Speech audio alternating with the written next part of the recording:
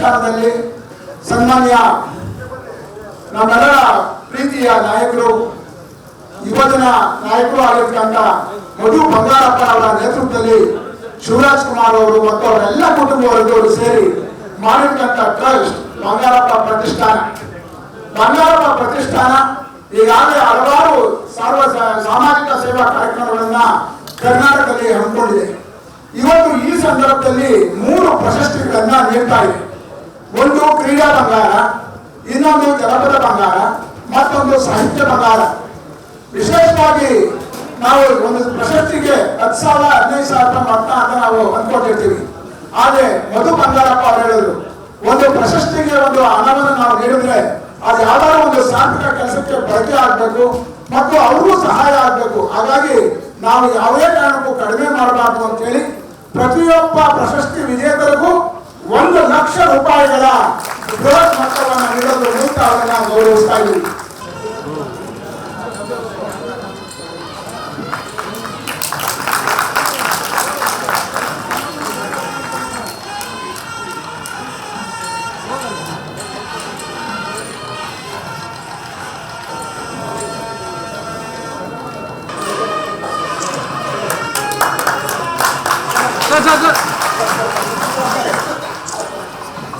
ಅಣ್ಣ ಅಡ್ಡ ಬರ್ಬೇಡ, ಹಿಂದೆ ಮಾಡೋಣ ಮುಂದೆ ಸರ್. ಹಿಂಗೆ ಸರ್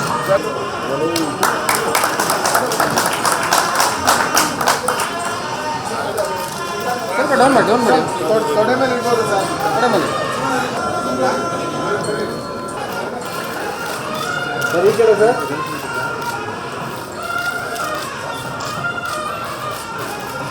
ಬಂಗಾರಪ್ಪನವರು ಪ್ರಾರಂಭ ಮಾಡಿದಂಥ ಆರಾಧನಾ ಇರ್ಬೋದು, ಆಶ್ರಯ ಯೋಜನೆ ಇರ್ಬೋದು, ಬಡವರಿಗೋಸ್ಕರ ಇವತ್ತು ಹಾಗೆ ಉಳಿದಿದ್ದ ಯೋಜನೆಗಳು.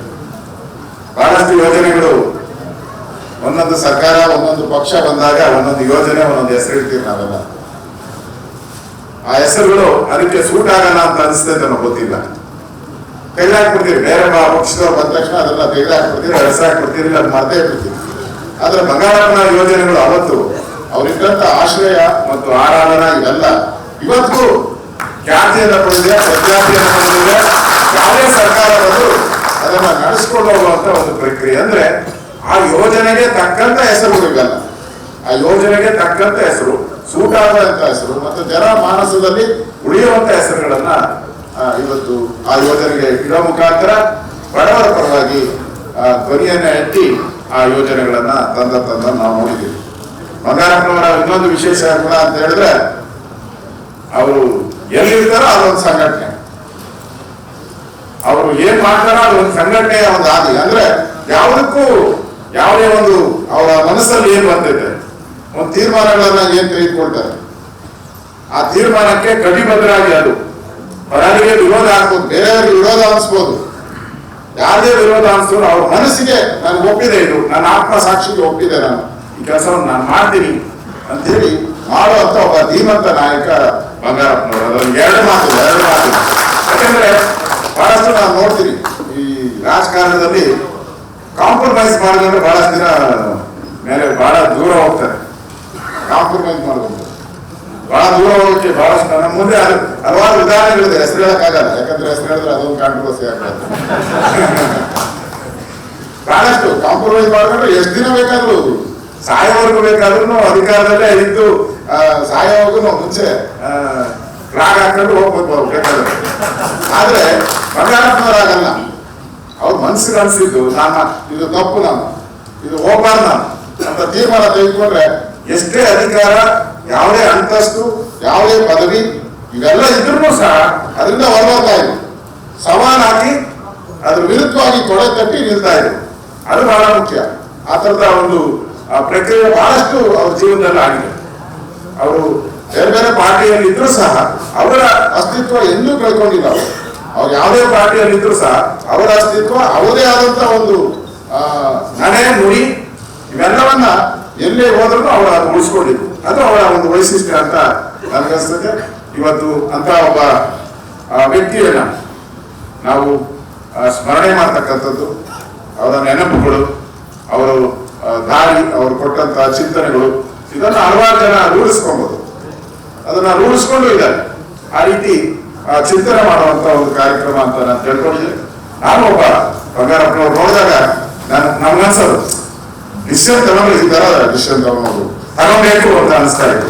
ಇವಾಗ ಆಗಲ್ಲ ಡಿಸಿಷನ್ ತಗೊಂಡ್ರೆ ಈಗ ರಾಜಕಾರಣ ಅಂದ್ರೆ ಬಹಳ ಕಷ್ಟದ ಕೆಲಸ ಅಂತ ಅನಿಸ್ತದೆ. ಬಂಗಾರಪ್ಪನವ್ರನ್ನ ನೆನಪಿಸ್ಕೊಳ್ಳೋಕೋಸ್ಕರ ಎಷ್ಟು ಜನ ಬಂದು ನಿಂತಿದ್ದಾರೆ ಅಂದ್ರೆ ನನಗೆ ಬಹಳ ಸಂತೋಷ ಹೌದು ಸರ್. ಏನ ಯಾವ್ದೋ ವಿಚಾರ ಹೇಳ್ತಾ ಇದ್ದ ಅವನ ಯಾಕೆ ಅಂತ 5 ನಿಮಿಷದಲ್ಲಿ ಮರೆಯುವಂತಹ ಕಾಲ ಇತ್ತು. ಇವತ್ತು ಸತ್ತರೆ ನಾಳೆ ಮರೆಯುವಂತಹ ಕಾಲ ಇತ್ತು. ನನ್ನೆಂದು ಆ ವಿಚಾರಗಳು ನಮ್ಗೆ ಬೇಕಾಗೇ ಇಲ್ಲ ಅನ್ನುವಂಥ ಕಾಲ ಇತ್ತು. ಇವತ್ತು 2 ಕನಸುಗಳು ಒಟ್ಟಿಗೆ ಮನುಷ್ಯನನ್ನು ಆಡ್ತಾ ಇರ್ತದೆ. ಒಂದು ಕ್ಯಾಪಿಟಲಿಸ್ಟ್ ಕನಸು ಮತ್ತು ಕಮ್ಯುನಿಸಂ ವಿಚಾರ ಎರಡನ್ನು ಮನುಷ್ಯನನ್ನು ಆಡ್ತಾ ಇರುತ್ತೆ. ಇಂಥ ಟೈಮಲ್ಲಿ ಬಂಗಾರಪ್ಪನವ್ರು ಯಾಕೆ, ಮೋದಿಯವರು ಯಾಕೆ, ಇವ್ರು ಯಾಕೆ, ಅವ್ರು ಯಾಕೆ ಅನ್ನುವಂಥ ಕಾಲದಲ್ಲಿ ಬಂಗಾರಪ್ಪನವರ ವಿಚಾರಗಳು ಎಷ್ಟು ಪ್ರಕೃತ ಅನ್ನೋದು. ನನಗೆ ದೇವರಾಜ ಅರಸೂರವರು ಕರ್ನಾಟಕವನ್ನು ಆಳಿದ ಮೇಲೆ ಬಂಗಾರಪ್ಪನವರು ಬಹಳ ಅತ್ಯಂತ ತುಂಬಾ ಡೈನಮಿಕ್ ಆದ ಮನುಷ್ಯರನ್ನು ಕಾಣಿಸಿದ್ದು. ನಮ್ಮ ಇವರು ಹೇಳಿದಾಗೆ ಮಿನಿಸ್ಟರ್ ಅಶೋಕ್ ಅವರು ಹೇಳಿದ್ರು, ತನಗೆ ಇಷ್ಟ ಬಂದಿದ್ದನ್ನ ಅವರು ಕರೆಕ್ಟ್ ಅಂತ ಇಷ್ಟ ಬಂದಿದ್ದು ಮತ್ತು ವೈಚಾರಿಕತೆಗೆ ಸರಿ ಇದ್ದಿದ್ದನ್ನ ಅವ್ರು ಯಾವತ್ತೂ ಸರಿ ಅಂತ ಹೇಳ್ತಾ ಇದ್ದಿದ್ರು. ಆ ವೈಚಾರಿಕತೆಗೆ ಸರಿ ಇದ್ದಿದ್ದನ್ನು ದೇವರಾಜ ಅರಸು ಯಾವ ರೀತಿಯಲ್ಲಿ ಹಿಂದುಳಿದ ವರ್ಗದವ್ರನ್ನ ಮುಂದುಳಿದ ವರ್ಗದವ್ರ ವಿರುದ್ಧ ಅಂತ ಇಟ್ಕೊಳ್ಳಿಲ್ಲ. ಇವರು ಒಂದು ಶಕ್ತಿಯನ್ನು ಕೊಡೋಕ್ಕೋಸ್ಕರ, ನೆಲೆಯನ್ನು ಕೊಡೋಕ್ಕೋಸ್ಕರ ಆ ನೆಲೆಯನ್ನ ಹೆಚ್ಚು ಭದ್ರ ಮಾಡಿದವರು. ದೇವರಾಜ ಅರಸುರವರ ತೀವ್ರತೆಯಿಂದ ಹೆಚ್ಚು ಬೆಳಕು ಬರುವಾಗ ಮಾಡಿದ್ರು. ಆಮೇಲೆ ಬಂಗಾರಪ್ಪನವರು ಅಂತ ನನಗೆ ಸ್ಪಷ್ಟವಾಗಿ ನನಗೆ ಇವತ್ತು ಇದನ್ನಿಸುತ್ತೆ. ಒಂದೇ ಒಂದು ಎಂತೆಂತ ಇದು ಮಾಡಿದ್ರಿ. ಮುಂಚೆ ಸುಮ್ಮನೆ ಒಂದು ಸಣ್ಣ ತಮಾಷೆ ಪ್ರಸಂಗ, ಸಣ್ಣ ರಾಜ್ಯೋತ್ಸವ ಮಾಡ್ತಾ ಇದ್ರು. 1992 ಬಂಗಾರಪ್ಪನವರು ಮುಖ್ಯಮಂತ್ರಿ ಆಗಿದ್ದಾಗ ನನಗೆ ನಮ್ಮೂರಿಂದ ಗೌರಿಬಿದನೂರಿಂದ ಒಂದು ತಹಸೀಲ್ದಾರ್ ಕೃಷ್ಣ ಅಂತ ಇತ್ತು. ಅವ್ರನ್ನು ಕಾಲ್ ಮಾಡಿದ್ರು. ಅಕ್ಟೋಬರ್ 30 ನಾಳೆ ಬೆಳಗ್ಗೆ ಏನು ಮಾಡ್ತಾ ಇದ್ದೀರಿ ನೀವು? ನಾಳೆ ಬೆಳಗ್ಗೆ ಏನೂ ಇಲ್ಲ ಸರ್. ಯಾಕೆ?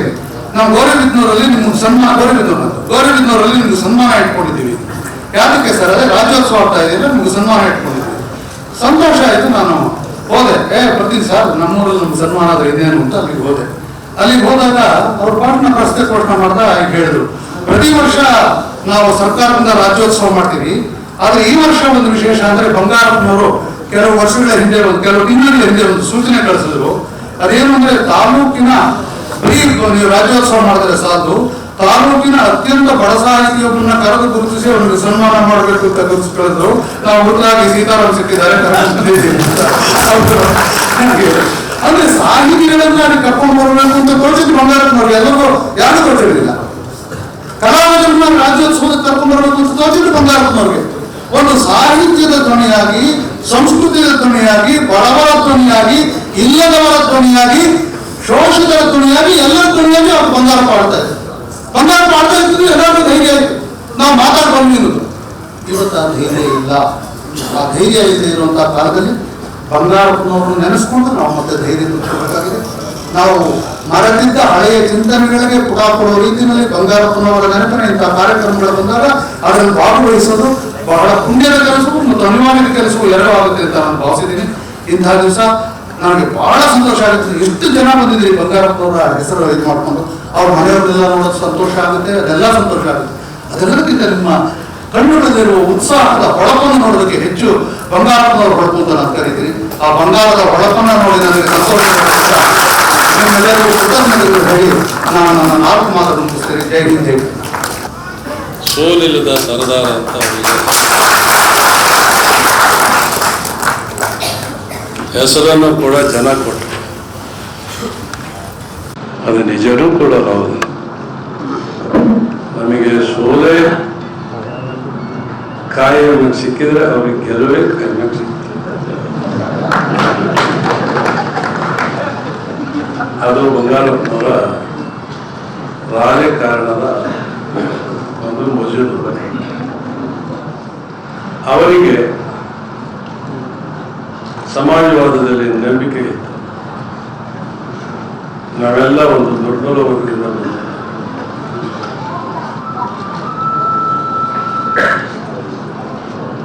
ಶಿವಮೊಗ್ಗ ಜಿಲ್ಲೆಯಲ್ಲಿ ಸಮಾಜವಾದಿ ಚಳವಳಿ ಅತ್ಯಂತ ದೊಡ್ಡ ಸ್ವರೂಪವನ್ನು ಪಡೆದಿತ್ತು. ಸೀತಾರಾಮ್ ಹೋಗು ನಮ್ಮ ರಾಷ್ಟ್ರದ ಪ್ರಜಾತಂತ್ರದ ವ್ಯವಸ್ಥೆಯಲ್ಲಿ ಸಾಮಾಜಿಕ, ಆರ್ಥಿಕ ಮತ್ತು ರಾಜಕೀಯ ಸಮಾನತೆ ಬಂದರೆ ಸ್ವಾತಂತ್ರ್ಯಕ್ಕೆ ಅರ್ಥ. ನನ್ನ ಸಿದ್ಧಾಂತದಲ್ಲಿ ನಂಬಿಕೆ ಇಟ್ಟೆ ಹೋರಾಟ ಮಾಡಿದಂಥ ಒಂದು ರಾಜಕೀಯ ಪಕ್ಷ ಸಮಾಜವಾದಿ ಪಕ್ಷ. ಅದಕ್ಕೆ ಲೋಹಿಯಾರ್ ಅಂತವರು ಮಾರ್ಗದರ್ಶನ ನೀಡಿದ್ದಾರೆ. ಹಾಗಾಗಿ ಈ ಸಮಾಜವಾದಿ ಸಿದ್ಧಾಂತದಲ್ಲಿ ನಂಬಿಕೆಯನ್ನ ಗಾಢವಾಗಿ ಬೆಳೆಸ್ಕೊಂಡಿದ್ರು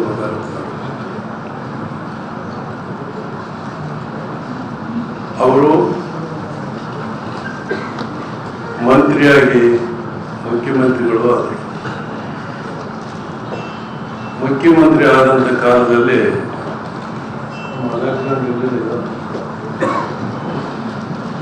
ಮುಖ್ಯ ಕಾರ್ಯದರ್ಶಿ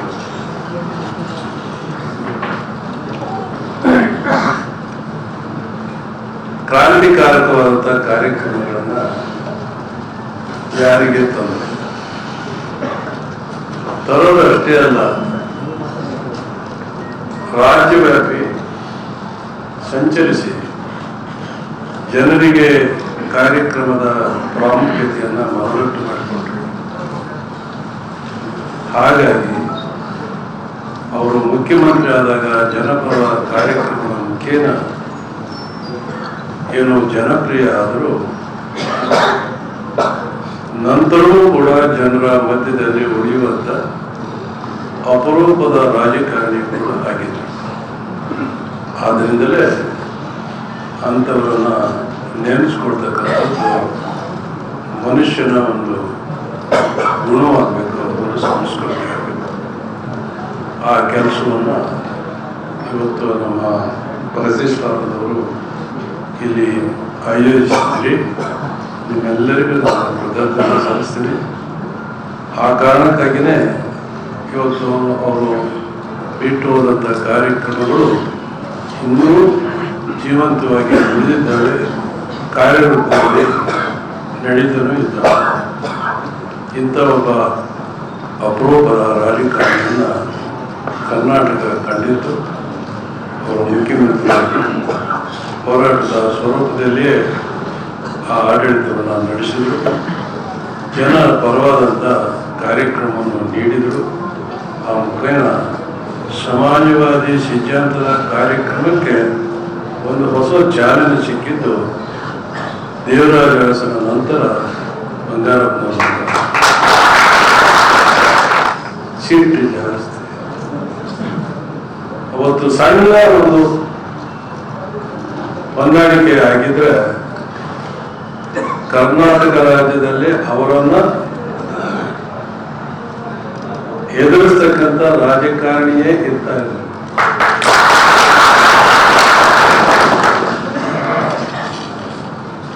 ಅವರು 2 ವರ್ಷ ಮುಖ್ಯಮಂತ್ರಿ ಆಗಿರೋದಲ್ಲ, 10 ವರ್ಷವಾದರೂ ಅವರೇ ಇರ್ತಾರೆ.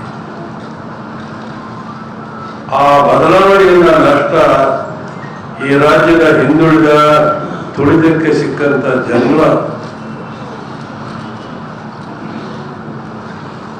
ದುರ್ಭಾಗ್ಯ ಅಂತ ನಾನು ಭಾವಿಸ್ಕೊಂಡಿದ್ದೇನೆ. ಎಲ್ಲ ವರ್ಗದವರ ಪ್ರೀತಿ ವಿಶ್ವಾಸವನ್ನ ಸಂಪಾದನೆ ಮಾಡಿ ಒಂದು ಅಖಂಡವಾದಂತ ಮುಖಂಡತ್ವವನ್ನು ಪಡೆಯದಿದೆಯಲ್ಲ, ಬಹಳ ಕಷ್ಟ. ಅಂತ ಕೆಲಸವನ್ನ ದೇವರಾಜ ಅರಸರು ಮತ್ತು ಬಂಗಾರಪ್ಪನವರು ಮಾಡಿದ್ದಾರೆ. ಅವರ ಕೊಡುಗೆ ಇಂದು ಇದೆ, ಮುಂದೂ ಇರುತ್ತೆ. ಇವತ್ತೇನಾದರೂ ಹಿಂದುಳಿದ ವರ್ಗವನ್ನ ರಾಜಕಾರಣದಲ್ಲಿ ಗುರುತಿಸ್ತಕ್ಕಂಥ ಕೆಲಸ ಉಳಿದಿದ್ರೆ ಅವರು ನೀಡಿದಂಥ ಕೊಡುಗೆ ಅನ್ನೋದನ್ನ ನಾವ್ಯಾರೋ ಮರೆಯಬಹುದು. ನನ್ನ ಒಂದು ಜೀವನದ ಒಂದು ಪವಿತ್ರವಾದ ದಿನ ಅಂತ ಇವತ್ತು ನಾನು ಭಾವಿಸಿದ್ದೆ. ಭಾಷಣ ಮಾಡ್ಕೊಂಡು ಹೋದ್ರೆ ಎಷ್ಟು ಗಂಟೆ ಬೇಕಾದ್ರೂ ಚರ್ಚೆ ಮಾಡ್ಬೋದು, ಭಾಷಣ ಮಾಡ್ಬೋದು. ಯಾಕಂದ್ರೆ ಬಂಗಾರಪ್ಪನವರ ಆಚಾರ ವಿಚಾರ ಪ್ರಚಾರ ಮಾಡೋದು ಬಹಳ ಸುಲಭ. ಶ್ರೀಸಾಮಾನ್ಯ ಜನರಿಗೆ ಮುಟ್ಟುವಂತಹ ಅನೇಕ ವಿಚಾರಗಳಲ್ಲಿ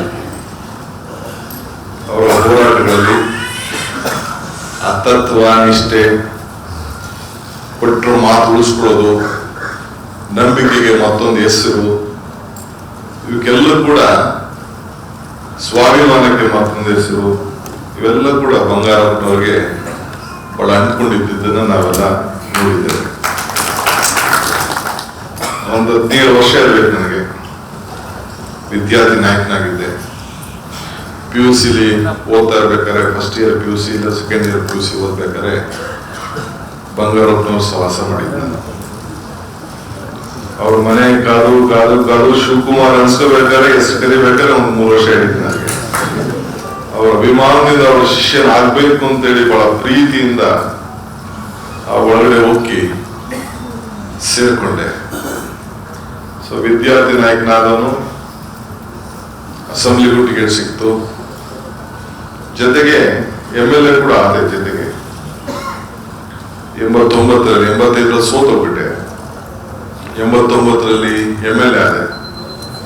ನಾನು ಜಾಸ್ತಿ 1-2 ಘಟನೆ ಹೇಳ್ಬಿಟ್ಟು ನಾನು ಭಾಷಣ ಮುಗಿಸ್ಲಿಕ್ಕೆ ಪ್ರಯತ್ನ ಮಾಡ್ತೇನೆ. 89ರಲ್ಲಿ ಮಂತ್ರಿ ಆದ್ಮೇಲೆ ವೀರೇಂದ್ರ ಪಾಟೀಲ್ ಬಂಗಾರಪ್ಪನ ಮಂತ್ರಿ ಮಾಡಲಿಲ್ಲ. ನನ್ನ ಹಿಂಗೆ ಒಂದು 7 ತಿಂಗಳು ಕಾಲಿಗೆ ಇಟ್ಟಿದ್ರು, ಹಂಗ ಅವ್ರನ್ನೂ ಓದಿನ ಕಾಲದಲ್ಲಿ ಕಾಲಿಗೆ ಇಟ್ಟಿದ್ರು, ಮಂತ್ರಿ ಮಾಡಿರಲಿಲ್ಲ. ಆದ್ರೆ ನಮ್ಮ ಪಕ್ಷದ ಹೈಕಮಾಂಡ್ ರಾಜೀವ್ ಗಾಂಧಿ ಅವ್ರಿಗೆ ಬಿಡ್ಲಿಲ್ಲ, ಒತ್ತಾಯ ಮಾಡಿ ಕೊನೆಗೆ ಅಗ್ರಿಕಲ್ಚರ್ ಮಿನಿಸ್ಟರ್ ಮಾಡಿದ್ರು. ಈ ಮಾಡೋಕ್ಕಿಂತ ಮುಂಚಿತ ನನ್ನ ನೆನಪಿದೆ, H.G. ರಾಮಲ್ ಅವರು ಜನರಲ್ ಹಾಸ್ಟೆಲ್ ಇದ್ರು. ಯಾರೊಬ್ಬ ಶಿವಸ್ವಾಮಿ ಅಂತ ಕರ್ಕೊಂಡು ಬಂದ್ರು, ನಾಡಿ ಶಾಸ್ತ್ರಿ ಹೇಳ್ತಾರೆ, ವೈದ್ಯಶನಪ್ಪ ಹೇಳೋರು. ಅವ್ನು ಕರ್ಕೊಂಡು ಬಂದು H.G. ರಾಮಲ್ ಅವರು ಈ ಮೌರ್ಯ ಹೋಟೆಲಲ್ಲಿ ಕರ್ಕೊಂಡು ಹೋದ್ರು. ಸೊ ಅದು ಸ್ವೇರಿಂಗ್ ಸೆರೆಮನಿ ಫಿಕ್ಸ್ ಆಗಿತ್ತು, ಅಲ್ಲಿಗೆ ಬಂದಿದ್ರು H.G. ರಾಮಲ್ ಅಂತ. ಅವ್ನು ನಾಡಿ ಹೋಗ್ಬಿಟ್ಟು ಇದೇನು ಸ್ವಾಮಿ ನೀವು ಚೀಫ್ ಮಿನಿಸ್ಟರ್ ಆಯ್ತು ಇದ್ಯಾವ ಮಂತ್ರಿ ಅಂತ ಹೇಳ್ದ, ಏನ್ ತಲೆಗೆ ಕೆಟ್ಟಿದ್ಯಾ ಅಂತ ಹೇಳಿದ್ರು. ಅದರಲ್ಲಿ ಆಯ್ತು, ಕೊನೆಗೆ ಮಂತ್ರಿ ಸ್ವೇರಿಂಗ್ ಸೆರೆಮನಿ ಬಂತು. ಅದಾದ್ಮೇಲೆ ಇದ್ದಕ್ಕಿದ್ದಂಗೆ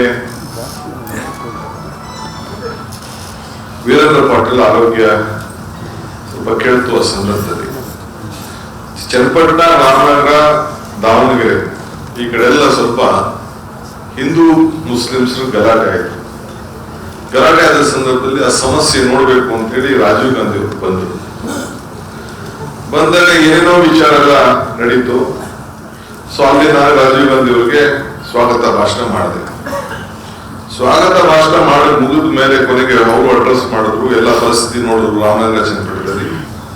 ನನ್ನ ರಾಜೀವ್ ಗಾಂಧಿ ಅವರು ಗಾಡಿ ಕಳಿಸ್ಕೊಂಡ್ರು, ಕಾರ್ಗೆ ಮುಂದೆಗಡೆ ಒಬ್ಬ ಪೈಲಟು, ಹಿಂದೆ ಸೆಕ್ಯೂರಿಟಿಯವನು, ಹಿಂದೆ ಅವರು ನನ್ನ ಪಕ್ಕದಲ್ಲಿ ಕುಂಡಿಸ್ಕೊಂಡ್ರು.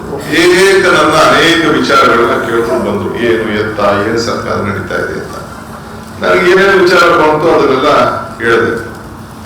ಅದಾದ್ಮೇಲೆ ಜಾಫರ್ ಶರೀಫ್ ಅವರು ಹೋಗಿ ಕುಮಾರ್ ಕೃಪಾಲಿ ಸಿಕ್ಕಿದ್ರು. ಅವ್ರಿಗೆ ಹಿಂಗ ಆಯ್ತು ಕೇಳಿದ್ರು, ಏನೇನ್ ಮಾತಾಡಿದ್ರಿ ಅಂತ ಕೇಳಿದೆ. ಅವ್ರು ನನಗೆ ಹಿಂಗ ಆಯ್ತು ನಡೀತು ಅಂತ ಹೇಳಿದೆ.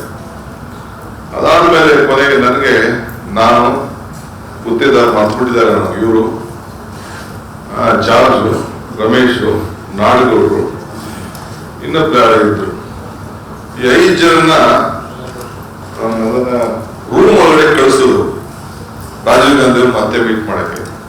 ನಾನು ರಾಜೀವ್ ಗಾಂಧಿ ಅವ್ರದ್ದು ಈ ತರ ಅಭಿಪ್ರಾಯ ಇದೆ ಅಂತ ಹೇಳಿದೆ.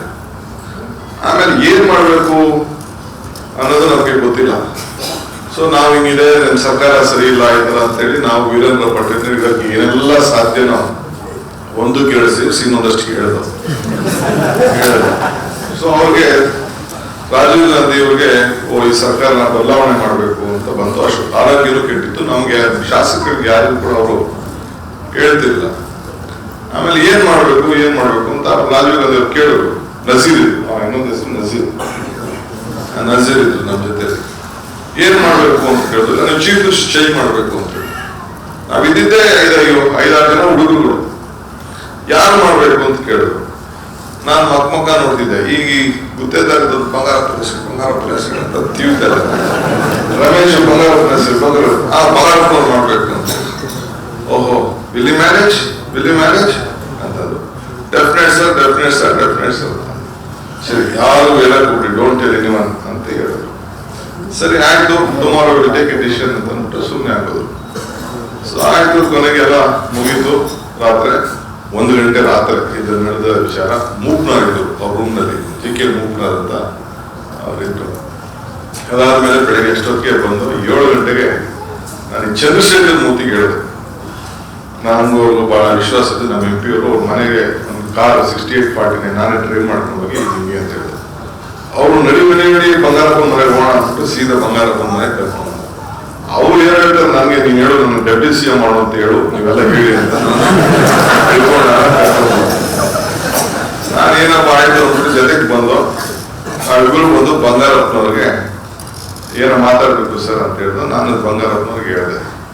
ಬಂಗಾರಪ್ಪನವ್ರು ಏನ್ ಮಾಡೋದು, ಅಷ್ಟೊತ್ತಿಗೆ ಅವ್ರ ಮಂತ್ರಿ ಕಾರ್ನ ಬಿಟ್ಬಿಟ್ಟು ಸೀದಾ ನನ್ನ ಜೊತೆ ಫಿಯಟ್ ಕಾರ್ ಹತ್ಕೊಂಡ್ರು. ಅವರು ಫಿಯಟ್ ಅಂತಿದ್ದೀನಿ, ಮಾರುತಿ ಕಾರ್ಗೆ ಹತ್ಕೊಂಡ್ರು. ಮುಂದೆ ಕೂತ್ಕೊಂಡ್ರು, ಇಲ್ಲೇ ಇತ್ತು. ನಾನು ಡ್ರೈವ್ ಮಾಡ್ಕೊಂಡು ಏರ್ಪೋರ್ಟ್ಗೆ ಹೋದೆ.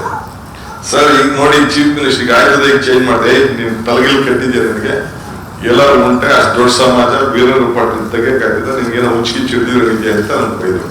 ಸ್ವಾಮಿ ಆದ್ರೆ ಏನ್ ಮಾಡ್ತೀರಾ ಅಂತ. ಅಷ್ಟೊತ್ತಿಗೆ ಹೋಗಿ ಏರ್ಪೋರ್ಟ್ ಅಲ್ಲಿ ಹೇಳಿದ್ರು, ಆದ್ರೆ ನೀನು ಮಂತ್ರಿ ಮಾಡ್ತೀನಿ ಅಂತ. ಸರಿ ಆಯ್ತು ಬಿಡಿ ಅಂತ ಅಂದ್ಬಿಟ್ಟು ಅಲ್ಲೇ ಹೋಗಿ ಏರ್ಪೋರ್ಟ್ ಗಾಡಿ ಇಳಿಸೋಷ್ಟೊತ್ತಿಗೆ ಬಂಗಾರಪ್ಪನವ್ರು ಪ್ರೆಸ್ ಕಾನ್ಫರೆನ್ಸ್ ಅಡ್ರೆಸ್ ಮಾಡ್ತಾರೆ. ಬುಧವಾರ ಹೊಸ CLP ನಾಯಕನ ಮಾಡ್ತೀನಿ ಅಂತೇಳಿ ಅನೌನ್ಸ್ ಮಾಡಿದ್ರು. ಸೊ ಆದ್ಮೇಲೆ 1 ವಾರ ನಡೀತಲ್ಲ, ತಡೆ ನಡೀತು, ಅದಾಯ್ತು. ಮುಖ್ಯಮಂತ್ರಿನೂ ಆದ್ರು. ಆದ್ಮೇಲೆ ಮಂತ್ರಿ ಮಾಡಿದೆ. ಸ್ವಾಮಿ ಹೆಂಗೆ ಅಂತಂದೆ. ಇಲ್ಲ ತಲೆ ಕೆಡಿಸ್ಕೋಬೇಡ. ಅದಾದ್ಮೇಲೆ ಕೊನೆಗೆ ನಮ್ಮ ಒಂದು ಜಾತಿಗೆ ಜಾತಿ ಮೇಲೆ ರಾಜಕಾರಣ ನಡೀತದಲ್ಲ, ಈ ಚಿಕ್ಕೇಗೌಡರು ಮಂತ್ರಿ ಮಾಡಿದ್ರು. ಒಂದ್ ಜಿಲ್ಲೆಗೆ ಹೆಂಗಿಬ್ರು ತಗೊಳ್ಳೋದು. ಆಮೇಲೆ ರಾಜೀವ್ ಗಾಂಧಿ ಒಂದು ಆದೇಶ ಕೊಟ್ಟಿದ್ರು ಅವ್ರಿಗೆ, ಎಲ್ಲಾ ಜಾತಿಲೂ ಒಬ್ಬೊಬ್ಬ ಸೆಕೆಂಡ್ ಲೀಡರ್ಶಿಪ್ ನ ನೀವು ಬೆಳೆಸ್ಬೇಕು ಅಂತ. ಎಲ್ಲಾ ಜಾತಿಲೂ ಒಬ್ಬ ಹುಡುಕಿ ಬೆಳೆಸ್ಬೇಕು ಅಂತ ಹೇಳಿ ಕೊನೆಗೆ ಮಂತ್ರಿ ಮಂಡಲ ಆದಾಗ ದೊಡ್ಡವರು ಎಷ್ಟೇ ಜನ ಇರಲಿ, ಒಬ್ಬೊಬ್ಬ ಯಂಗ್ಸ್ಟರ್ನ ಸಮಾಜದಲ್ಲಿ ಬೆಳೆಸ್ಬೇಕು ಅಂತ ನನ್ನ, ರಮೇಶ್ನ, ಜಾರ್ಜ್ನ, ನಜೀರ್ನ, ಅವರು ಇನ್ನೊಬ್ರು ನಾಯಕರು ಅಂತ ರಾಜ ಅಂಬರೀಶ್ ನಾಯಕರು, ನಾಡುಗಳು, ಹಂಗೆ ಎಲ್ಲಾ ಜಾತಿಗೂ ಒಬ್ಬೊಬ್ಬ ನುಡುಕಿ ಸೆಕೆಂಡ್ ರೈಡ್ ಮುಂದಿನ ಜನರೇಷನ್ಗೆ ಇವ್ರು ಬೇಕು ಅಂತೇಳಿ ಆಯ್ಕೆ ಮಾಡಿ ನಮ್ಮನ್ನೆಲ್ಲ ಮಂತ್ರಿ ಮಾಡೋದು. ಸೊ ಹಂಗೆ ಕೊಟ್ಟು ನನ್ನನ್ನು ಆವತ್ತಿನ ಕಾಲದಲ್ಲಿ ಜೈಲು ಮಂತ್ರಿಯಾಗಿ ಮಾಡಿ ಇಲ್ಲಿವರೆಗೂ ಬೆಳೆಸ್ಲಿಕ್ಕೆ ಒಂದು ದೊಡ್ಡ ಶಕ್ತಿಯನ್ನ ಕೊಟ್ಟು ರಾಜ್ಯದ ಜನ ಸೇವೆ ಮಾಡಲಿಕ್ಕೆ ಇವತ್ತು ಕೂಡ ನಮ್ಗೆಲ್ಲ ಅವಕಾಶ ಮಾಡಿಕೊಟ್ಟಿದ್ದಾರೆ. ಅವ್ರ ಆತ್ಮಕ್ಕೆ ಶಾಂತಿ ಸಿಗಲಿ. ನಮ್ಮಂತ ನೂರಾರು ಜನ ನಾಯಕರುಗಳನ್ನ ತಯಾರು ಮಾಡಿದ್ದಾರೆ.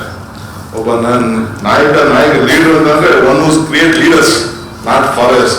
ಹಂಗೆ ಅವರು ಇಡೀ ರಾಜ್ಯದ ಉದ್ದಕ್ಕೂ ನನ್ನಂತ ನೂರಾರು ಜನ ನಾಯಕರುಗಳನ್ನ ತಯಾರು ಮಾಡಿದ್ದಾರೆ.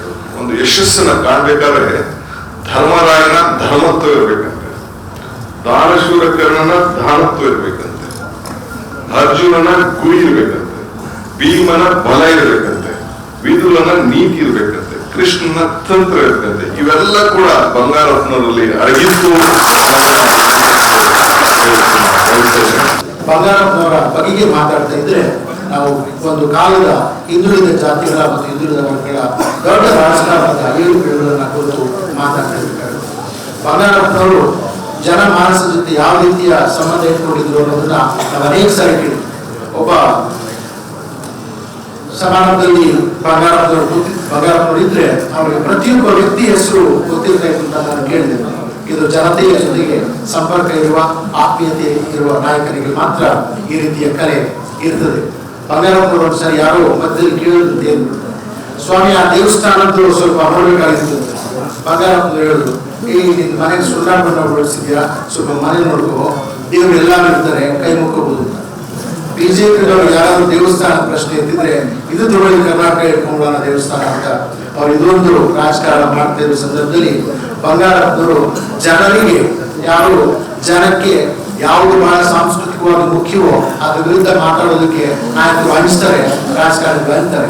ಬಂಗಾರಪ್ಪನವರಿಗೆ ಆತ್ಮವಿಶ್ವಾಸ ಮತ್ತು ಜನತೆಯ ಜೊತೆ ಸಂಪರ್ಕ ಇರೋದ್ರಿಂದ ಅವರು ಒಂದು ಅದನ್ನ ಆ ರೀತಿಯ ವಿಚಾರಗಳನ್ನು ಮಾತಾಡೋದು. ಇದೆಲ್ಲ ಗೋಪಾಲಗಳು ಅವತ್ತು ಕಲಿಸಿದ ಒಂದು ಪಾಠ. ಜನತೆಗೆ ಕೇವಲ ದಿನನಿತ್ಯದ ಅಧಿಕಾರ ರಾಜಕಾರಣ ಇರುವುದಲ್ಲ, ಜನರ ಅನೇಕ ಸಮಸ್ಯೆಗಳ ಮಾತಾಡೋದು. ನೀವು ಬಂಗಾರಪ್ಪನವರ ವಿಧಾನಸಭೆ ಭಾಷಣ ನೋಡ್ತಾ ಇದ್ರೆ ನಿಮಗೆ ಗೊತ್ತಾಗ್ತದೆ ಎಂಥ ನಾಲೆಡ್ಜ್ ಅದು, ಎಂಥ ಪರಿಪಕ್ವ ಜ್ಞಾನ.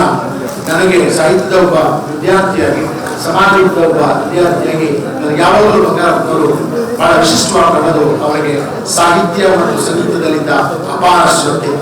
ಲೋಹಿಯಾ ಒಂದು ಮಾತನ್ನ, ಒಂದು ಲೇಖನವನ್ನು ಬರೀತಾರೆ, ರಾಜಕಾರಣಿ ಒಬ್ಬ ನಿರಾಶೆಯ ಸಂದರ್ಭದಲ್ಲಿ ಮಾಡಬೇಕಾದ ಕರ್ತವ್ಯಗಳೇನು, ರಾಜಕೀಯದ ಮಧ್ಯೆ ಬಿಡುವಿದ್ದಾಗ ಮಾಡಬೇಕಾದ ಕೆಲಸಗಳೇನು. ನನಗೆ ಕರ್ನಾಟಕದಲ್ಲಿ ಬಹಳ ಕೆಲವು ಉದಾಹರಣೆಗಳು. ಒಬ್ಬ ಪ್ರಕಾಶ್ ರೀತಿ ಮಾಡ್ತಾ ಇರ್ತಾರೆ, ಬಂಗಾರಪ್ಪ ರೀತಿ ಮಾಡ್ತಾ ಇರ್ತಾರೆ. ಸ್ವತಃ ಬಂಗಾರಪ್ಪನವರು ಒಬ್ಬ ಹಾಡುಗಾರರು, ಸ್ವತಃ ಬಂಗಾರಪ್ಪನವರು ಒಬ್ಬ ಕ್ರೀಡಾಪಟುವಾಗಿದ್ರು ಮತ್ತು ಸಂಗೀತಗಾರರಾಗಿದ್ರು.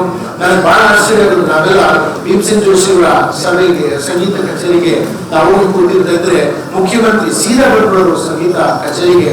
ನನಗೆ ಬಹಳ ಆಶ್ಚರ್ಯ ಆಗೋದು. ನಮ್ಮ ಗುರುಗಳಾದ ಲಂಕೇಶ್ವರನ್ನೆಲ್ಲ ಟೀಕಿಸ್ತಾ ಇದ್ದು ಉಂಟು. ಯಾಕಂದ್ರೆ ಇವರು ಮಾಡೋ ಕೆಲಸ ಬಿಟ್ಟು ಈ ಸಂಗೀತ ಕಚೇರಿಗೆ ಹೋಗ್ತಾರೆ, ಪೂರ್ಣ ಹೋಗ್ತಾರೆ ಅಂತ ಗುರುಗಳು ಬೈತಾ ಇದ್ರು.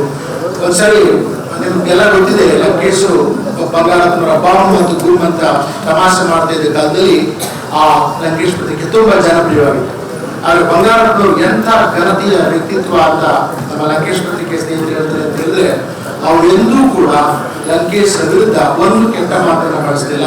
ಮೇಷ್ಟ್ರು ಬರೀತಾರೆ ಬಿಡಿ ಅಂತ ಅನ್ನುವ ರೀತಿ ಘನತೆಯನ್ನ ಬಂಗಾರಪ್ಪನವರು ವ್ಯಕ್ತಪಡಿಸ್ತಾರೆ. ಅವರ ಜನತೆಯ ಜೊತೆಗೆ ಯಾವ ರೀತಿ ಮಾತಾಡ್ತಾ ಇದ್ರು ಅಂದ್ರೆ, ಕಾಗೋಡು ಮತ್ತು ಪ್ರಸ್ತಾಪ ಮಾಡಿದ್ರು, ಹಿಂದುಳಿದ ಜಾತಿಗಳು ಪರಸ್ಪರ ರಾಜಕಾರಣ ಕಾಲಿಡಿದೆ ಹೆಚ್ಚು ಅಂತ. ಇದನ್ನು ಲೋಹಿಯಾ ಅವರು 60ರ ದಶಕದಲ್ಲಿ ಹೇಳಬಹುದು. ಹಿಂದುಳಿದ ವರ್ಗಗಳ ರಾಜಕಾರಣಿಗಳಿಗೆ ಪರಸ್ಪರ ಕಾಲಿಡುವ ಮತ್ತು ಹೊಟ್ಟೆ ಕಿಚ್ಚಿನ ಪ್ರವೃತ್ತಿ ಹೆಚ್ಚು, ಅವರು ನಾಯಕರನ್ನು ಬೆಳೆಯಲು ಬಿಡುವುದಿಲ್ಲ. ಇದು ಬಂಗಾರಪ್ಪನವರ ಜೀವನದ ಉದ್ದಕ್ಕೂ ಅಥವಾ ಅನೇಕ ಹಿಂದುಳಿದ ಜಾತಿಗಳ ನಾಯಕರ ಉದ್ದಕ್ಕೂ ನಾವು ನಿರಂತರವಾಗಿ ಕಾಣ್ತಾ ಬಂದಿದ್ದೀವಿ ಅಂತ ಕಾಣುತ್ತೆ.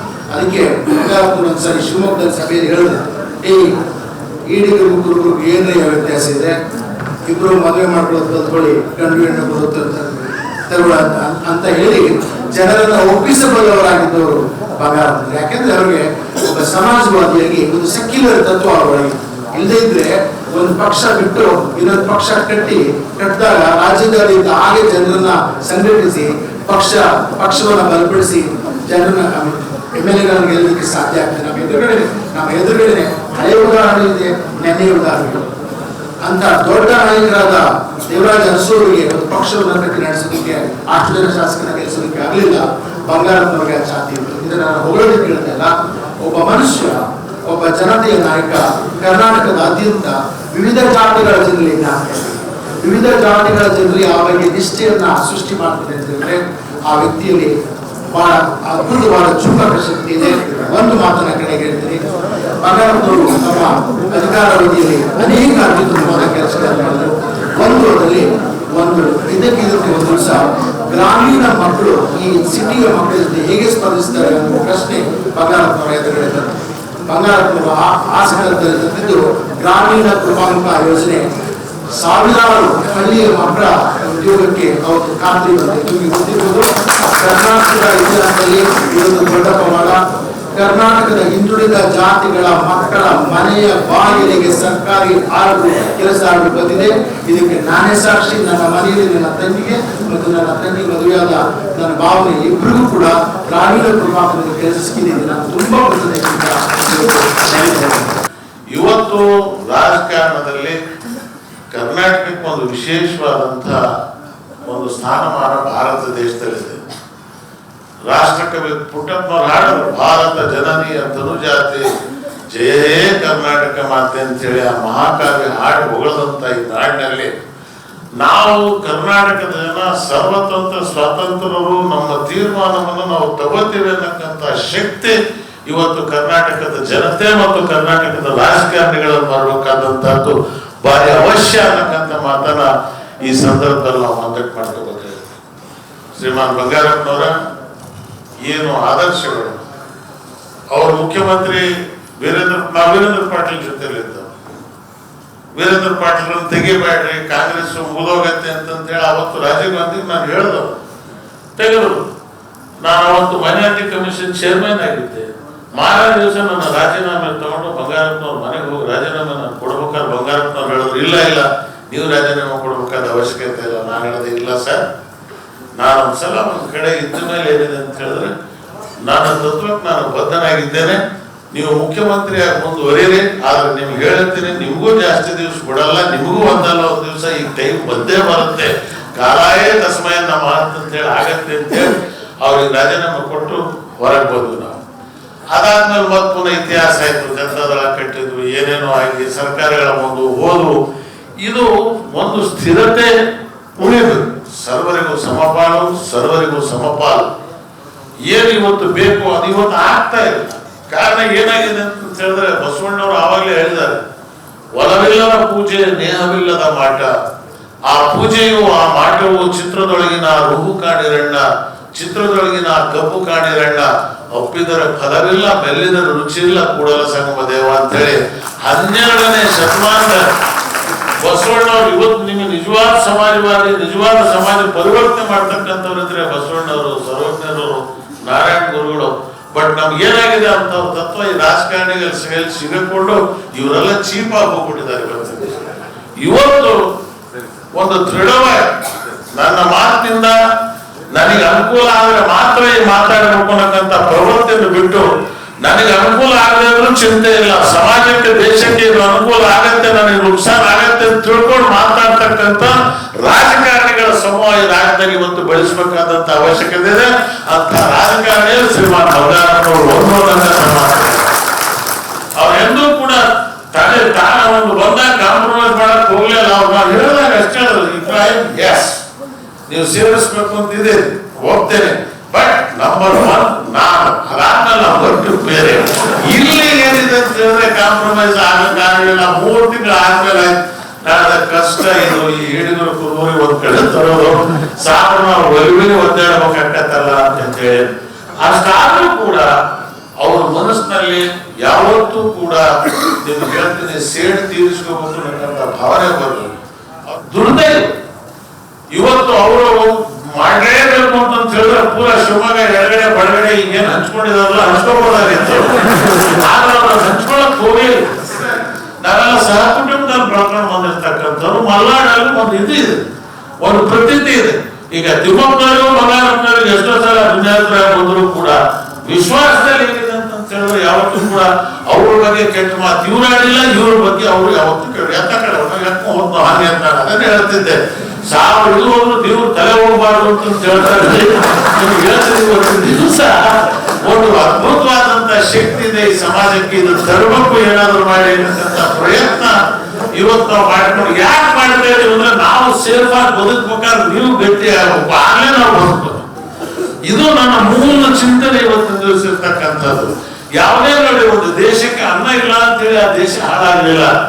ದೇಶದಲ್ಲಿ ಶಾಂತಿ ಇಲ್ಲದಿದ್ರೆ ಎಂದಿಗೂ ಅನ್ನ ಇದ್ರೂ ಕೂಡ ಆ ದೇಶ ಉದ್ಧಾರ ಆಗ್ತಕ್ಕಂಥದಕ್ಕೆ ಸಾಧ್ಯ ಇಲ್ಲ. ಒಂದು ದೇಶ ಒಳ್ಳೆಯದಾಗಬೇಕಾದ್ರೆ ಪ್ರಥಮವಾಗಿ ಆ ದೇಶದಲ್ಲಿ ಶಾಂತಿ ಇರಬೇಕು, ಎರಡನೇದಾಗಿ ತಿನ್ನಕ್ಕೆ ಅನ್ನ ಇರಬೇಕು, ಮೂರನೇದು ವಿದ್ಯೆ ಇರಬೇಕು. ಈ 3 ವಸ್ತುಗಳು ಯಾವ ದೇಶದಲ್ಲಿ ಇದಾವೋ ಆ ದೇಶ ಸಮೃದ್ಧಿಯಾಗಿ ಬೆಳೆಯುತ್ತೆ ಅನ್ನಕ್ಕಂಥ ಮಾತನ್ನ. ಶಾಂತಿ ಇಲ್ಲದಿದ್ರೆ ನೀವು ಎಂಥ ಅನ್ನ ರೊಟ್ಟಿ ಕೊಟ್ಟರು ಕೂಡ ಸುಟ್ಟು ಹೋಗ್ತದೆ, ಅದು ಅಶಾಂತಿಯ ಹೊಗೆಗೆ. ಆ ಶಾಂತಿಯನ್ನ ಕಾಪಾಡ್ತಕ್ಕಂಥ ಒಂದು ವಾತಾವರಣ ಇವತ್ತು ಕರ್ನಾಟಕದಲ್ಲಿ ನಾವು ಬೆಳೆಸ್ಕೊಂಡು ಹೋಗ್ಬೇಕು. ಆಲ್ ಇಂಡಿಯಾ ಮಟ್ಟದಲ್ಲಂತೂ ನಮಗೆ ನಮ್ಮ ಹತ್ರ ದುಡ್ಡು ಇಲ್ಲ, ಶಕ್ತಿನೂ ಇಲ್ಲ. ಅದಕ್ಕೆ ನೀವು ನೋಡಿರ್ಬೋದು, ನಮ್ಮ ಪೋಸ್ಟರ್ ಇಲ್ಲ, ಬ್ಯಾನರ್ ಇಲ್ಲ. ನಾವು ಸತ್ರ ಯಾರಾದ್ರಿಂದ ಸಮಾರಂಭ ಮಾಡ್ತಾರೋ ಅನ್ನೋ ವಿಶ್ವಾಸವೂ ಇಲ್ಲ ನನಗೆ. ಇವತ್ತು ಎಲ್ರಿಗೂ ಸಮಾನತೆ ಮತ್ತು ನ್ಯಾಯ ಸಿಗಬೇಕು. ಏನು ಬಡವರಿದ ಅವ್ರು ಇರ್ತಕ್ಕಂಥ ಹಕ್ಕುಗಳನ್ನ ಕೊಡಿಸ್ತಕ್ಕಂಥದಕ್ಕೆ ನಾವೆಲ್ಲರೂ ಕಂಕಣ ಬದ್ಧರಾಗಿ ದುಡಿತಕ್ಕಂಥ ಸಂಕಲ್ಪವನ್ನ ಈ ಸಂದರ್ಭದಲ್ಲಿ ಮಾಡೋಣ ಅಂತೇಳಿ ಬಂಗಾರಪ್ಪನವರ ಆದರ್ಶಗಳು ಬೆಳಗಲಿ ಅಂತಕ್ಕಂಥ ಮಾತನ್ನು ಹೇಳ್ತಾ, ಇವತ್ತೇನು ಸಾಹೇಬ್ರವರು ಹುಟ್ಟುಹಬ್ಬದ ದಿವಸ ಒಂದು ಒಳ್ಳೆ ಕಾರ್ಯಕ್ರಮನ ಮದುವೆ ಮಾಡಿದ್ದಾರೆ. ಬಹಳ ಖುಷಿ ಆಗುತ್ತೆ. ಯಾಕಂದ್ರೆ ಯಾವಾಗಲೂ ಕೆಲವರಿಗೆ ಮಾತ್ರ ಭಾಗ್ಯ ಸಿಗುತ್ತೆ. ಯಾಕಂದ್ರೆ ಯಾರು ಆ ದೇವರ ಒಂದು ಆಶೀರ್ವಾದದಿಂದ ಹುಟ್ಟಿರ್ತಾರೋ, ಯಾಕಂದ್ರೆ ಅವ್ರ ತಂದೆ ತಾಯಿ ಎಷ್ಟು ಪುಣ್ಯ ಮಾಡಿರ್ತಾರೆ ಒಂದು ಸಾಹೇಬ್ರ ಅವ್ನ ಮಗನ ಪಡೆಯೋದಕ್ಕೆ. ಯಾಕಂದ್ರೆ ಅವ್ರ ಹೆಸರು ಎಷ್ಟೇ ವರ್ಷ ಆದ್ರೂ ಎಷ್ಟೇ ಇದಾದ್ರೂ ಈ ರೀತಿ ಒಂದು ಹೆಸರು ಮುಂದೆ ಹೋಗಿರುತ್ತೆ. ಅದಕ್ಕೆ ಸಾಕ್ಷಿ ಎಲ್ಲರೂ ಬಂದಿರೋದು, ಈ ಸಮಾರಂಭ ನಡೆದಿರೋದು. ಯಾಕಂದ್ರೆ ಅವ್ರಿಗೆ ಎಲ್ಲ ವಿಷಯದಲ್ಲೂ ಇಷ್ಟ. ಅವ್ರಿಗೆ ಪಾಲಿಟಿಕ್ಸ್ ಇರ್ಬೋದು, ಫ್ಯಾಮಿಲಿ ಇರ್ಬೋದು, ಸ್ಪೋರ್ಟ್ಸ್ ಇರ್ಬೋದು, ಇಲ್ಲ ಹಾಡುಗಳು ಇರ್ಬೋದು, ಹಿಂದೂಸ್ತಾನಿ ಇರ್ಬೋದು, ಯಾವುದೇ ರೀತಿ ಇರ್ಬೋದು, ಎಲ್ಲ ಇದ್ರಲ್ಲೂ ಒಂದು ಇಂಟ್ರೆಸ್ಟ್ ಇತ್ತು. ಆ ಇಂಟ್ರೆಸ್ಟ್ ಪ್ರಕಾರನೇ ಮೊದಲು ಈ ಒಂದು ಅವಾರ್ಡ್ ಏನ್ ಕೊಟ್ಟಿದ್ರು ಅವ್ರ ಹೆಸರಿನಲ್ಲಿ ನಿಜವಾದ ಬಹಳ ಅರ್ಥಪೂರ್ಣ ಅಂತ ನಾನು ಭಾವಿಸ್ತೇನೆ. ಈ ಸ್ವಾತಂತ್ರ್ಯ ಬಂದ ನಂತರದ ಕಾಲಮಾನಗಳನ್ನ ನಗರ ಒಂದು ರೀತಿಯಲ್ಲಿ ನೋಡ್ತಾ ಇದ್ರೆ ನಾವು ಇನ್ನೊಂದು ರೀತಿಯಲ್ಲಿ ಇಲ್ಲಿ ಕೆಳವರ್ಗದಿಂದ ತೀರಾ ನೆಲವರ್ಗದಿಂದ ನಡೀತಿರ್ತಕ್ಕಂಥ ಈ ಚಳವಳಿಯನ್ನ ಅಷ್ಟು ದೂರದಿಂದ ಗಮನಿಸ್ತಾ ಇದ್ವಿ ನಾವು. ಅಷ್ಟು ದೂರದಿಂದ ಗಮನಿಸ್ತಾ ಇದ್ವಿ. ನಾವು ಗಮನಿಸದೆ ದೊಡ್ಡದಾಗ ಲೋಹಿಯಾ ಅವರು ಕೂಡ ಗಮನಿಸ್ತಾ ಇದ್ರು. ಅಂತ ಅಲ್ಲಿಂದಲೇ ಅವರ ಪ್ರತಿಕ್ರಿಯೆಗಳನ್ನು ಕಳಿಸ್ತಾ ಇದ್ರು. ಒಟ್ಟು ಪ್ರಭಾವಶಾಲಿಯಾದಂತ ಒಂದು ಚಳವಳಿ ಅದು. ಆ ಚಳವಳಿ ನಮ್ಮ ಮನಸ್ಸುಗಳನ್ನ ರೂಪುಗೊಳಿಸಿದಾಗ ಅಂತ ಸಂದರ್ಭದಲ್ಲಿ ಈ 4 ಜನ ಸೇರ್ಕೊಂಡು ನೋಡಿ ಅಂತ ಕೆಲಸ ಮಾಡಿದ್ರು. ನಿಮಗೆ ಯಾರು ನೆನಪಿಗೆ ಹೇಳುವ 11 ಲಕ್ಷ ಎಕರೆ ಜಮೀನನ್ನ 8 ಲಕ್ಷ ಜನ ರೈತರಿಗೆ ಹಂಚಿದ್ರು. ಇದು ಇತಿಹಾಸ. ಯಾಕಂತಂದ್ರೆ ಕಾಂಗ್ರೆಸ್ ಸೇರಿರ್ಲಿಲ್ಲ. ಇಲ್ಲವರೆ 5 ಜನ ಏನು ಅಧಿಕಾರ ಮಾಡ್ತಿದ್ರು. ಬಂದು ಸೇರಿಬಿಟ್ಟು ಅದು ಪೂರ್ತಿಯಾಗಿ ಮತ್ತು ಸರಿಯಾಗಿ ಕಾರ್ಯರೂಪಕ್ಕೆ ಬರುವ ಹಾಗೆ ನೋಡ್ಕೊಂಡಿದ್ರು. ಆ ನಂತರ ಬಂಗಾರಪ್ಪನವರು ಬಂದು ಉಳಿದ ಕಾರ್ಯಕ್ರಮಗಳು ಕೃಪಾಕ ಉದಾಹರಣೆಗೆ ಯೂನಿವರ್ಸಿಟಿ ಮಾಡಿದ್ರಲ್ಲ, ನಾನು ಅದಕ್ಕೆ ನೇತೃತ್ವ ವಹಿಸಿದೆ. ತಿಮ್ಮಪ್ಪನವರು ಮತ್ತು ಬಂಗಾರಪ್ಪನವರು ಏನು ಯಾಕೆ ನೀವು ಆಗಬೇಕಂತ ಹೇಳಿ ತಿಮ್ಮಪ್ಪನವರು ಕೇಳಿದ್ರು. ನಮ್ಮ ಕೃಷಿ ವಿಶ್ವವಿದ್ಯಾಲಯಗಳಲ್ಲಿ ಕೃಷಿಯನ್ನು ಕೂಡ ಹೇಗೆ ಒಕ್ಕಲ್ತನ ಮಾಡಬೇಕು ಅನ್ನೋದನ್ನು ಕೂಡ ಅರಿಸ್ಟಾಟಲ್ನಿಂದ ಶುರು ಮಾಡ್ತಾರೆ ನಮ್ಮ ಪ್ರಾಧ್ಯಾಪಕರು. ಅರಿಸ್ಟಾಟಲ್ ಹೇಗೆ ಕೃಷಿ ಅಂದ್ರೆ ಏನು ಅಂತ ಹೇಳಿದ್ರೆ ಅದನ್ನೆಲ್ಲ ಹೇಳಿದ್ಮೇಲೆ ಅಂದ್ರೆ ನಮ್ಮ ಜನ 10,000 ವರ್ಷದಿಂದ ಬದುಕಿದಾಗ ಈ ದೇಶದಲ್ಲಿ ಅವ್ರಿಗೆ ಏನು ಕೃಷಿ ಗೊತ್ತಿರಲಿಲ್ವೇ? ಇದು ಏನ್ ತಿಂತಿದ್ರು ಇಡೀ ತನಕ? ಇವ್ರಿಗೂ ಏನೋ ಶಾಸ್ತ್ರ ಇರ್ಬೇಕಂದ್ರೆ ಮಳೆ ಬರೋದನ್ನ ಮುಂಗಡವಾಗಿ ಹೇಳ್ಕೊಳ್ಳುವಂತಹ ಜನ. ಯಾವ್ದಾದ್ರು ಒಂದು ಹೂ ಅರಳಿದ್ದನ್ನು ನೋಡಿ ಅಥವಾ ಇರುವೆ ಗೊತ್ತಿದ್ದನ್ನು ನೋಡಿ ಯಾವ ದಿವಸ ಮಳೆ ಬರ್ತದೆ ಅಂತ ಹೇಳಿ ನೋಡಿ ಹೇಳುವಂತ ಜನ. ಇವರಿಗೆ ಕೃಷಿ ಶಾಸ್ತ್ರ ಇರಲಿಲ್ಲ ಅಂತ ಹೇಳ್ತಂದ್ರೆ ಹೇಗೆ? ಇದು ನನ್ನ ಸಮಸ್ಯೆ ಅಂತ ಹೇಳಿದಾಗ ಮಾಡ್ರಿ ನೀವೇನು ಯೂನಿವರ್ಸಿಟಿ ಮಾಡ್ತೀವಿ ಮಾಡಿದ್ದು ಇದೆಲ್ಲ ಮುಂದೆ. ಆಮೇಲೆ ಹೇಳಿದ್ರು ಬರೀ ಅಂತ ಹೇಳಿದ್ರು. ಬರೀ ಅಂತಂದ್ರೆ ನೋಡಿ ಇವ್ರು ವೈಶಾಸ್ತ್ರ ಮಾಡಿದ್ರು ಬಂಗಾರಪ್ಪನಾಗಿ. ನೀವು ನಂಬ್ತಿರೋ ಬಿಡ್ತಿರೋ ಅರ್ಧ ಗಂಟೆಯಲ್ಲಿ ಆರ್ಡರ್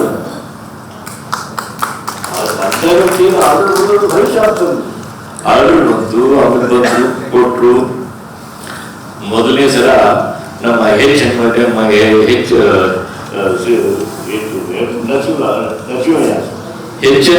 ನಮ್ಮ ಜಾಗ ಕರ್ಕೊಂಡು ಹೋಗಿದ್ದೆ. ನೋಡಿ 700 ಎಕರೆ ಜಮೀನು ಕೊಟ್ಟಿದ್ದಾರೆ. ಇಂಥಲ್ಲಿ ಈ ಯೂನಿವರ್ಸಿಟಿ ಆಗೋದಿದೆ. ನರಸಿಂಹಯ್ಯನವರು ಹೇಳಿದ್ರು ಈ ಶತಮಾನದಲ್ಲಿ ಈ ವಿಶ್ವವಿದ್ಯಾಲಯ ಆಗೋದಿಲ್ಲ, ಕಟ್ಟು ವಾಪಸ್ ಹೋಗೋಣ ಅಂತ ಹೇಳಿ ಆ ಜಾಗದಿಂದ ತಿರುಗಿಬಿಟ್ರು. ಮುಂದೆ ನಮ್ಮ ಜಾಗ ನೋಡಲಿಲ್ಲ ಅವರು. ಮುಂದೆ ನಾವು ಯೂನಿವರ್ಸಿಟಿ ಕಟ್ಟಿದ್ವಿ, ಯೂನಿವರ್ಸಿಟಿಯನ್ನು ಮುಗಿದ ಮೇಲೆ ಬಂದ್ರು ಅವ್ರು. ಇಡೀ ಹೊಸಪೇಟೆ ಸಮಾಜದವರಿಗೆ ಹೀಗೆ ಕೈ ಮುಗಿದು ನಾನು ಯಾವುದೋ ಒಂದು ಮಾತು ಹೇಳಿದ್ದೆ, ಆ ಮಾತನ್ನು ಹಿಂತಗೊಂಡಿದ್ದೇನೆ, ಕಂಬಾರ ರೆಕಾರ್ಡ್ ಮಾಡಿದ್ದೆ ಅಂತ ಹೇಳಿದ್ರು. ಬಂಗಾರಪ್ಪನವ್ರು ಕಳಿಸಿದೆ. ಬಂಗಾರಪ್ಪನವ್ರು ಬಂದು ಮೊಟ್ಟ ಮೊದಲು ಬಂದು ಅವರು ಉದ್ಘಾಟನೆ ಮಾಡಿದ್ರು.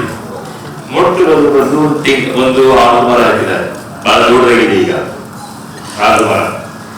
ಆಮೇಲೆ ಸರಿ ಏನ್ ಮಾಡ್ತೀರಿ ಮಾಡಿಯಪ್ಪ ಅಂತ ಹೇಳಿದ್ರು. ಯಾವಾಗಲೂ ಕೂಡ ಎಂದೂ ಕೂಡ ಇದು ಯಾಕೆ ಏನ್ ಮಾಡ್ತೀರಿ ಯಾಕೆ ಮಾಡ್ತೀರಿ ಎಂದೆಂದು ಕೇಳಿದವರಲ್ಲ.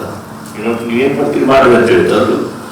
ನಾವು ಯಾವಾಗಾದ್ರೂ ಬಂದ್ರೆ ಸದನದಲ್ಲಿ ಇದ್ರು ಕೂಡ ನಾವು ಒಂದು ಚೀಟಿ ಕಳಿಸಿದ್ರೆ ಹೊರಗೆ ಬರ್ತಿದ್ರು.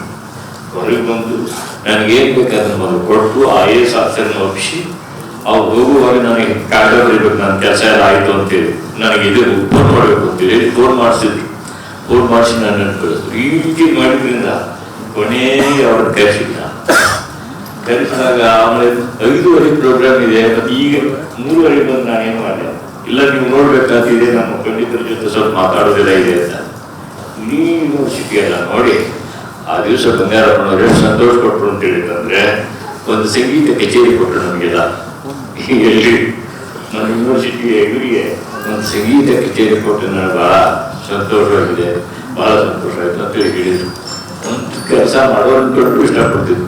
ಅವರು ಮಾತ್ರ ಸ್ವಯಂ ಎಂಥ ಕೆಲಸಗಾರರು ಅಂತ ಹೇಳಿದ್ರೆ ಉಪಯುಕ್ತತೆ ಅವರು ಪ್ರಸನ್ನ ಆಗಿ ನೋಡಿ ಏನು ಆ ಕಾರ್ಯಕ್ರಮ ಎಷ್ಟು ಉಪಯುಕ್ತವಾಗಿದೆ. ಗ್ರಾಮೀಣ ಪ್ರದೇಶದ ಮಕ್ಕಳಿಗೆ ಅಂತ ಕೊಡೋದಿದೆಯಲ್ಲ ಅದು ಎಂಥ ಉಪಯುಕ್ತ ಇದೆ ಅಂತ ಹೇಳಿದ್ರೆ ಅದನ್ನ ನಾವೇನ್ ಮಾಡಿದ್ವಿ ಅಂತ ಹೇಳಿದ್ರೆ ನಮ್ಮ ಯೂನಿವರ್ಸಿಟಿನಲ್ಲಿ ಟೆಕ್ಸ್ಟ್ ಬುಕ್ಗಳನ್ನು ಸೈನ್ಸ್ ಟೆಕ್ಸ್ಟ್ ಬುಕ್ಗಳನ್ನ ಕನ್ನಡದಲ್ಲಿ ಮಾಡಿದ್ವಿ. ಕನ್ನಡದಲ್ಲಿ ಮಾಡಿ ಸುಮ್ಮನೆ ಹಂಗೆ ಅವೇ ಟೆಕ್ಸ್ಟ್ ಬುಕ್ ಎಲ್ಲ ಅವನ್ನ ಇದು ಮಾಡ್ತಿರಲಿಲ್ಲ. ಅದು ವಿಷಯ ತಿಳ್ಕೊಳ್ಳೋದಕ್ಕಾಗಿ ನಮ್ಮ ಪುಸ್ತಕಗಳನ್ನು ಓದಿ ಪರೀಕ್ಷೆ ಬರೆಯೋದಕ್ಕಾಗಿ ಟೆಕ್ಸ್ಟ್ ಬುಕ್ ಅನ್ನು ಓದ್ತಿದ್ವಿ. 46,000 ಕಾಪಿಗಳು ಮಾರಾಟ ಆಯ್ತು. ಅಂದ್ರೆ ಇಂಥ ಕಾರ್ಯಕ್ರಮಗಳು ಶಿವರಾಮ್ ಕಾರತ್ರ ಬಹಳ ಇಷ್ಟಪಟ್ಟರು. ಇದು ಅದ್ವಿತೀಯವಾದದ್ದು.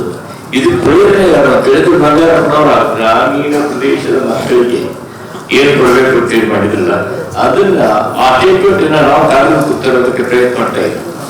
ಹೀಗೆ ಶಿಕ್ಷಣದಲ್ಲೇ ಆಗಲಿ, ಬಡವರಿಗೆ ಆಗಲಿ, ಜಾತಿಯ ಬಗ್ಗೆ ಆಗಲಿ ಬಹಳ ವಿಚಿತ್ರವಾಗಿ ಒಂದು ವಿಚಿತ್ರವಾದಂತಹ ಪರ್ಯಾಯವನ್ನು ತೋರಿಸಿದ ವ್ಯಕ್ತಿ, ತೋರಿಸಿದಂತಹ ಒಬ್ಬ ಮುತ್ಸದಿ ರಾಜಕಾರಣ.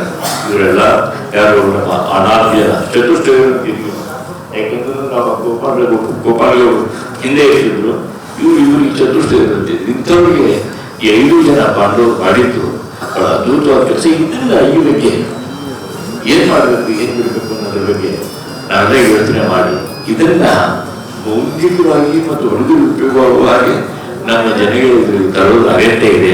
ಏನೇನು ಕಾರ್ಯಕ್ರಮ ಮಾಡಬೇಕು ಅಂತೇಳಿ ನಾವು ನೋಡಿ ಆ ಕೆಲಸ ಮಾಡ್ತೀವಿ ಅಂತೇಳಿ ಹೇಳಿ, ಆಮೇಲೆ ಇಲ್ಲಿ ಇಷ್ಟೆಲ್ಲ ನೀವು ಅಭಿಮಾನಿಗಳು ಬಂದಿದ್ದೀರಿ, ನಿಮಗೆ ವಂದನೆಗಳನ್ನು ಹೇಳಿ ನನ್ನ ಮಾತುಗಳನ್ನು ಮುಗಿಸ್ತೇನೆ. ನಮಸ್ಕಾರ.